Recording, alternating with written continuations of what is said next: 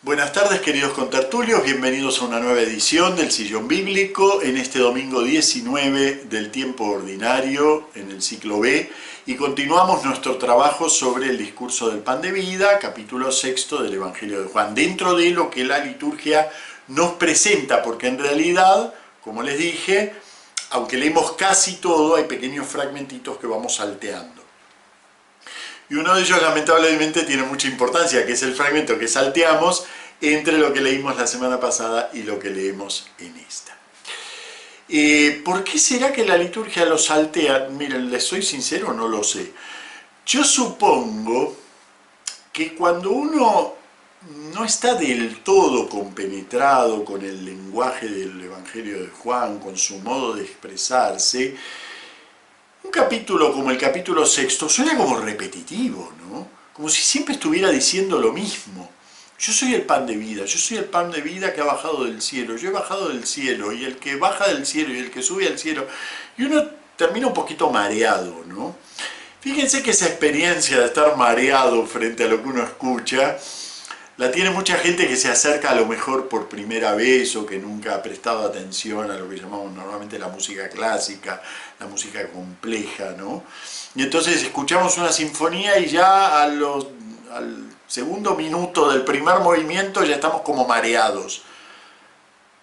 Bueno, la textura del Evangelio de Juan, y esto es aplicable también a otros textos bíblicos, la textura del Evangelio de Juan, mucho más que textura literaria, es una textura musical.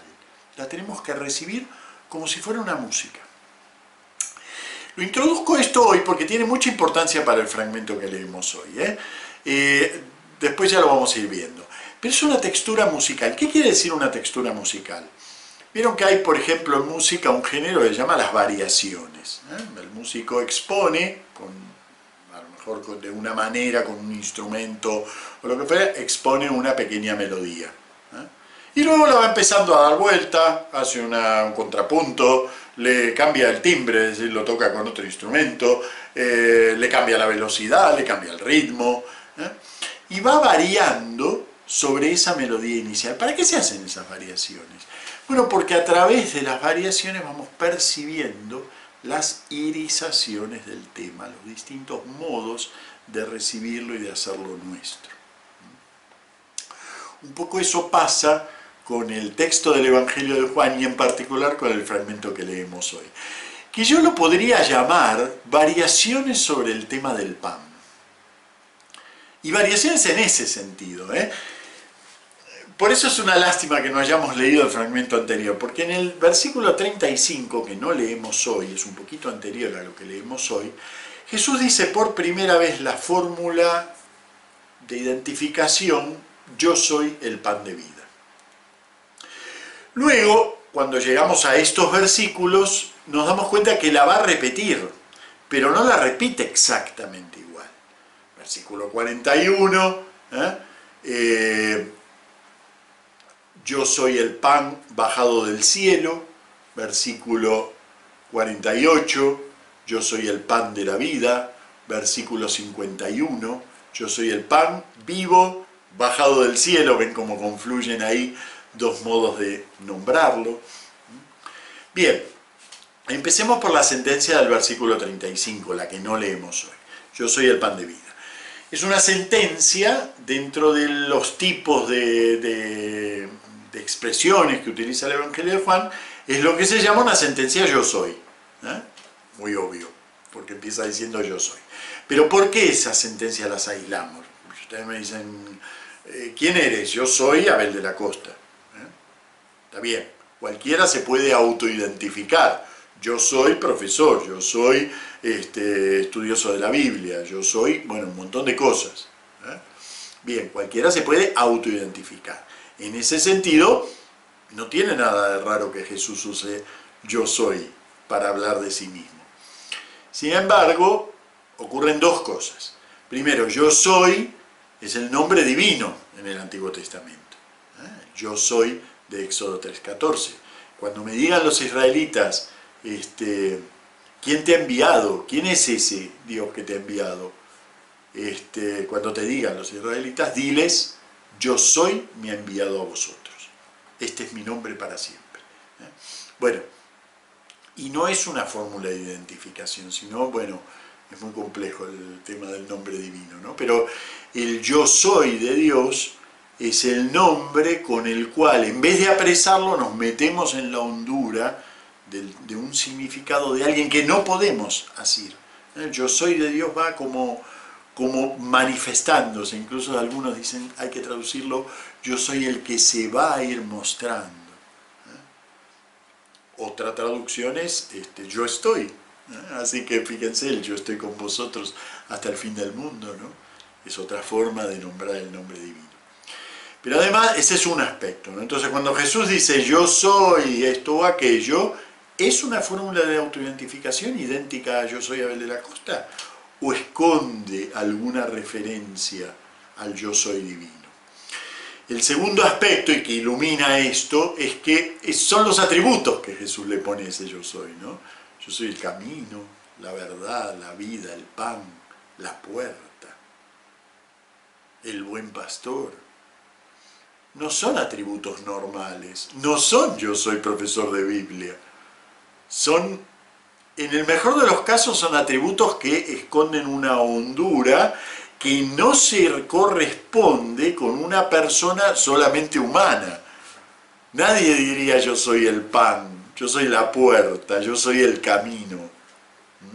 A lo sumo mi palabra es el camino, supónganse un filósofo puede decir que su palabra es el camino, pero yo soy el camino. Responde algo más, Y ni hablemos cuando llegamos a atributos como yo soy la vida o yo soy la verdad, que son netamente, y en el horizonte de la Biblia mucho más, son netamente apropiaciones divinas. Imposible que un ser humano diga yo soy la verdad o yo soy la vida, ¿no? Entonces cuando llegamos a esta sentencia yo soy del Señor, que se acumulan, están en los otros evangelios, pero se acumulan en el Evangelio de Juan, nos damos cuenta que están apuntando a una revelación a la que nunca podemos acceder directamente, sino que vamos teniendo que entrar. Y ahí viene el papel de las variaciones. Entonces yo soy el pan de vida del versículo 35, se transforma luego en yo soy el pan que ha bajado del cielo, yo soy el pan que da la vida, yo soy el pan vivo que ha bajado del cielo. Y ese pan es mi carne, va a decir ya la semana que viene, ¿no? Ese pan es mi carne. Fíjense, ¿no? Van apareciendo variaciones, irisaciones que nos impiden clausurar el texto y decir, ya tengo claro quién es este que está hablando. ¿Qué se opone a eso? ¿Qué se opone a ese escuchar y descubrir quién es realmente Jesús, que es lo que está intentando en el discurso del pan de vida? Ya vimos el otro día los diálogos rotos, ¿no? Es decir, la multitud dice una cosa, pero en realidad lo que Jesús le proponía apuntaba a otra. Y ve el signo, pero no lo ve con su carácter de signo, es decir, no entiende que apunta hacia otro sitio, que por ejemplo el saciarse el hambre. ¿Ven? Diálogos rotos. Pero hoy el texto empieza con una palabra muy clave. Y además con un significativo cambio de interlocutores. Empieza con una palabra muy clave. Lamentablemente en la liturgia, cuando leemos el Evangelio, le agregamos siempre al inicio, en aquel tiempo, dijo Jesús, o tal cosa, ¿no? En aquel tiempo.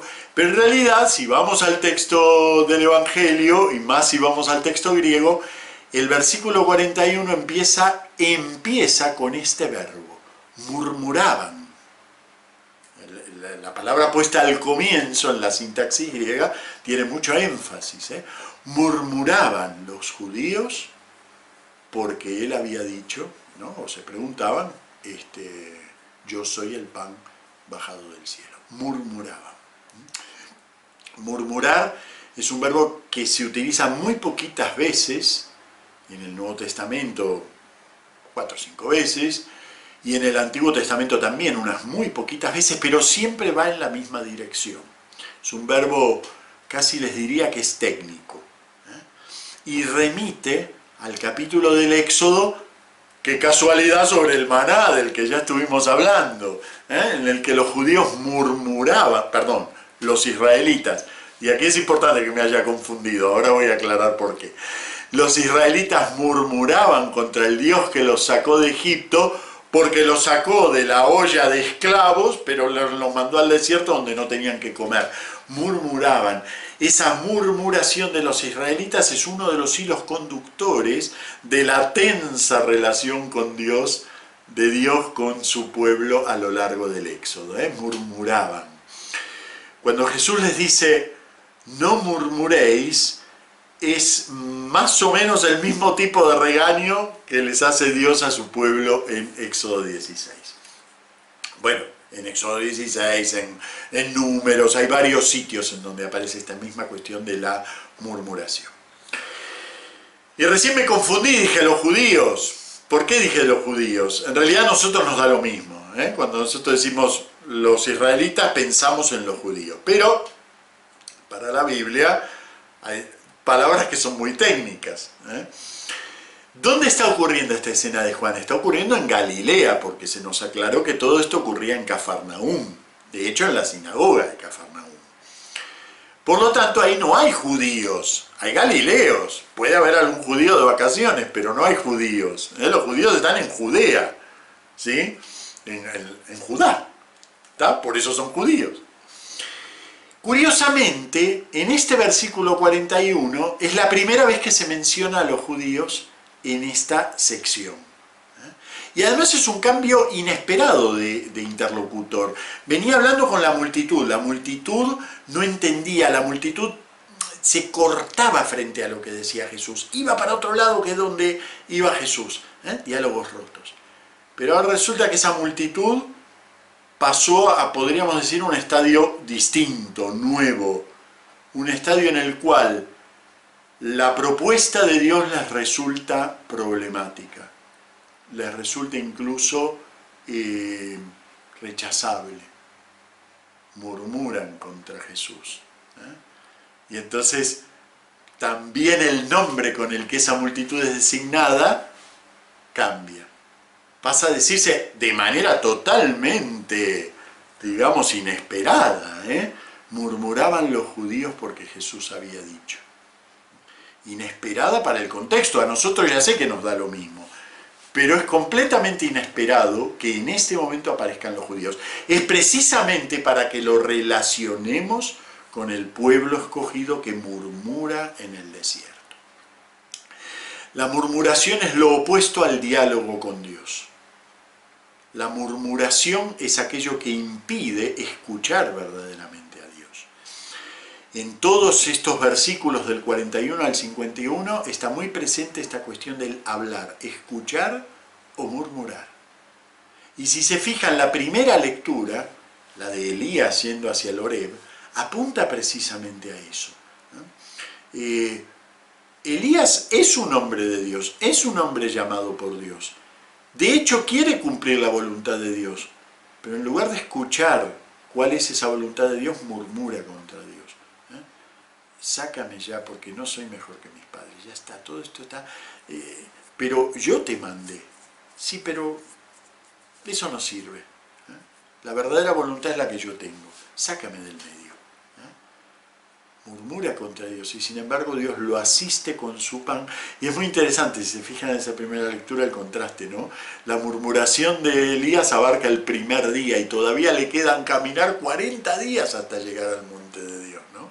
Pero la murmuración se acumula en el primer día, un poco lo que nos pasa en estos versículos. La murmuración se acumula ahí en ese primer versículo. Murmuraban los judíos porque él había dicho: yo soy el pan bajado del cielo. Pero ¿cómo? ¿No lo conocemos a este? Jesús no le responde a sus objeciones. Así como Dios no le responde a Elías sobre su objeción, sino que le da el pan, le ofrece algo que va más allá de la murmuración. Acá pasa un poco lo mismo. Jesús no le responde a sus objeciones porque en realidad no tienen respuesta. Es verdad que él es el hijo de María y por lo menos a la vista de todos es también el hijo de José. Es verdad que andan sus hermanos por ahí, todos lo conocen porque es del pueblo. Todo eso es cierto, pero todo eso no lleva a la comprensión profunda de Jesús. Quien realmente comprende a Jesús es quien se hace discípulo. Por eso fíjense la cita libre que hace de Isaías, ¿no? Todos serán discípulos de Dios. Jesús viene precisamente a un hombre que no termina nunca de enganchar el lenguaje de Dios. Y al no enganchar no se queda callado, no nos quedamos callados, nos murmuramos. Murmuramos. Fíjense, les voy a leer cuántas veces en estos pocos versículos aparece la cuestión de decir o escuchar. Versículo 41, murmuraban porque él había dicho. 42, decían, ¿cómo es que ahora dice? 43, Jesús tomó la palabra, no murmuréis. 45, está escrito, el que escucha, aprende. Fíjense, el remedio a la murmuración no es responderle. Eso también nos sirve a nosotros, como estrategia. No estrategia en un mal sentido, sino como forma de estar en el mundo. A veces queremos contestar a lo que dicen de la fe nuestra, a lo que dicen de la iglesia, a lo que dicen de Jesús. Pero la murmuración no tiene respuesta. ¿Pero no es este el hijo de José? Sí, claro que es el hijo de José. ¿No es el hijo de María? ¿No conocemos a su madre? Sí, claro, la conocemos, pero no hay respuesta a eso. ¿No es la iglesia así o asá? ¿No es la misma iglesia que hizo esto o aquello? Claro que sí. No hay respuesta a la murmuración. Hay un llamado a escuchar y a convertirse en discípulo. Solo el discípulo escucha realmente lo que Dios tiene para decir. Esto es un círculo, ¿no? Y hay que ayudar, nosotros tenemos que hacer con nosotros mismos esto, pero también hay que ayudar a que los demás entren en el círculo. Eso es realmente llevar la palabra de Dios, no llevar argumentos.